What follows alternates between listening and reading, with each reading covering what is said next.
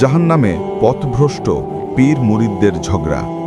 যখন তারা জাহান্নামে পরস্পর বিতর্কে লিপ্ত হবে, তখন দুর্বলেরা দাম্ভিকদের বলবে, আমরা তো তোমাদেরই অনুসারী ছিলাম, এখন কি তোমরা আমাদের হতে জাহান্নামের কিয়দাংশ নিবারণ করবে? দাম্ভিকেরা বলবে, আমরা সবাই তো জাহান্নামে আছি, নিশ্চয়ই আল্লাহ বান্দাদের বিচার করে ফেলেছেন। সূরা মুমিন 47-48। অর্থ, এ তো এক বাহিনী, তোমাদের সাথে জাহান্নামে প্রবেশকারী, তাদের জন্য নেই অভিনন্দন, তারা তো জাহান্নামে জ্বলবে। অনুসারীরা বলবে, বরং তোমরাও, তোমাদের জন্যও তো অভিনন্দন নেই, তোমরাই তো পূর্বে ওটা আমাদের জন্য ব্যবস্থা করেছ, কত নিকৃষ্ট এই আবাসস্থল। তারা বলবে, হে আমাদের প্রতিপালক, যে এটা আমাদের সম্মুখীন করেছে জাহান্নামে, তার শাস্তি আপনি দ্বিগুণ বর্ধিত করুন। সূরা সুয়াদ 59-61। ইয়াউমা তুকাল্লাবু উজুহুহুম ফিন্নার ইয়াকুলুনা ইয়া লাইতানা আতা'নাল্লাহা ওয়া আতা'নার রাসূলা ওয়া ক্বালু রব্বানা ইন্না আতা'না সাদাতানা ওয়া কুবারাআনা ফাআদাল্লুনাস সাবিলা রব্বানা আতিহিম দিআফাইনি মিনাল আযাবি ওয়াল আনহুম লানান কাবীরা। সূরা আল আহজাব 66-68।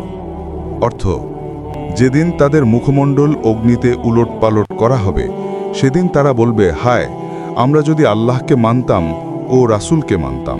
তারা আরও বলবে, হে আমাদের প্রতিপালক, আমরা আমাদের নেতা ও বড় লোকদের আনুগত্য করেছিলাম এবং তারা আমাদেরকে পথভ্রষ্ট করেছিল। হে আমাদের প্রতিপালক, তাদের দ্বিগুণ শাস্তি প্রদান করুন এবং তাদেরকে দিন মহা অভিসম্পাক। সূরা আহজাব 66-68। অর্থ, এবং তারা একে অপরের সামনাসামনি হয়ে জিজ্ঞাসাবাদ করবে। তারা বলবে, তোমরা তো ডান দিক থেকে আমাদের নিকট আসতে। তারা বলবে, তোমরা তো বিশ্বাসীই ছিলে না এবং তোমাদের উপর আমাদের কোনো কর্তৃত্ব ছিল না। বস্তুত তোমরাই তো ছিলে সীমা লঙ্ঘনকারী সম্প্রদায়। আমাদের বিরুদ্ধে আমাদের প্রতিপালকের কথা সত্য হয়েছে, আমাদেরকে অবশ্যই শাস্তি আস্বাদন করতে হবে। আমরা তোমাদেরকে বিভ্রান্ত করেছিলাম, কারণ আমরা নিজেরাও ছিলাম বিভ্রান্ত। তারা সবাই সেদিন শাস্তিতে শরিক হবে। সূরা সফফাত 27-33। অর্থ, কাফিররা বলে, আমরা এই কোরআন কখনো বিশ্বাস করব না, এর পূর্ববর্তী কিতাবসমূহেও না। হায়, তুমি যদি দেখতে জালিমদেরকে যখন তাদের প্রতিপালকের সামনে দণ্ডায়মান করা হবে, তখন তারা পরস্পর বাদ প্রতিবাদ করতে থাকবে। যাদেরকে দুর্বল মনে করা হতো, তারা ক্ষমতাদর্পীদেরকে বলবে, তোমরা না থাকলে আমরা অবশ্যই মুমিন হতাম। যারা ক্ষমতাদর্পী ছিল, তারা যাদেরকে দুর্বল মনে করা হতো, তাদেরকে বলবে, তোমাদের নিকট সৎপথের দিশা আসার পর আমরা কি তোমাদেরকে ওটা থেকে নিবৃত্ত করেছিলাম? বস্তুত তোমরাই তো ছিলে অপরাধী। যাদেরকে দুর্বল মনে করা হতো, তারা ক্ষমতাদর্পীদেরকে বলবে, প্রকৃতপক্ষে তোমরাই তো দিবানাত্র চক্রান্তে লিপ্ত ছিলে, আমাদেরকে নির্দেশ দিয়েছিলে যেন আমরা আল্লাহকে অমান্য করি এবং তার শরিক স্থাপন করি। যখন তারা শাস্তি প্রত্যক্ষ করবে, তখন তারা অনুতাপ গোপন রাখবে এবং আমি কাফিরদের গলদেশে শৃঙ্খল পরিয়ে দেব।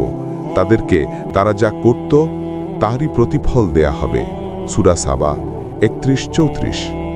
অর্থ, সবাই আল্লাহর নিকট উপস্থিত হবেই। যারা অহংকার করত, তখন দুর্বলেরা তাদেরকে বলবে, আমরা তো তোমাদের অনুসারী ছিলাম, এখন তোমরা আল্লাহর শাস্তি থেকে আমাদেরকে কিছুমাত্র রক্ষা করতে পারবে? তারা বলবে, আল্লাহ তোমাদেরকে সৎপথে পরিচালিত করলে আমরাও তোমাদেরকে সৎপথে পরিচালিত করতাম। এখন আমাদের ধৈর্যচ্যুত হওয়া অথবা ধৈর্যশীল হওয়া একই কথা, আমাদের কোনো নিষ্কৃতি নেই। সূরা ইব্রাহিম 21। অর্থ, কাফিরদেরকে জাহান্নামের দিকে দলে দলে হাঁকিয়ে নিয়ে যাওয়া হবে। যখন তারা জাহান্নামের নিকট উপস্থিত হবে, তখন তার প্রবেশদ্বারগুলো খুলে দেয়া হবে এবং জাহান্নামের রক্ষীরা তাদেরকে বলবে, তোমাদের নিকট কি তোমাদের মধ্য থেকে রাসূলগণ আসেনি, যারা তোমাদের প্রতিপালকের আয়াত তেলাওয়াত করত এবং তোমাদেরকে এই দিনের সাক্ষাৎ সম্পর্কে সতর্ক করত? এবং তারা বলবে, অবশ্যই এসেছিল। বাস্তবে কাফিরদের প্রতি শাস্তির কথা বাস্তবায়িত হয়েছে। তাদেরকে বলা হবে, জাহান্নামের দ্বারসমূহে প্রবেশ করো, তাতে স্থায়ীভাবে অবস্থিতির জন্য। কত নিকৃষ্ট উদ্ধতদের আবাসস্থল। সূরা জুমার 71-72।